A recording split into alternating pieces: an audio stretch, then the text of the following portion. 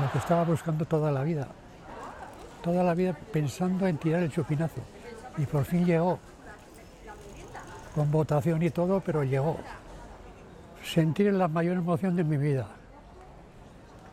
Tanta gente, esta plaza llena, los balcones, las calles adyacentes, es terrible.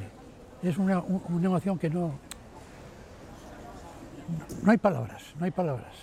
Yo le diría a la gente que estén tranquilos, que vayan, como que no van a ninguna causa, sino una cosa suya, tranquilidad, salen las cosas bien, o sea, no pasa nada.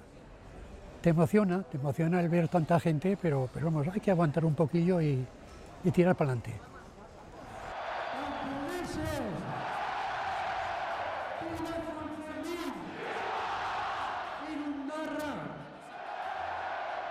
¡Gora San Fermín!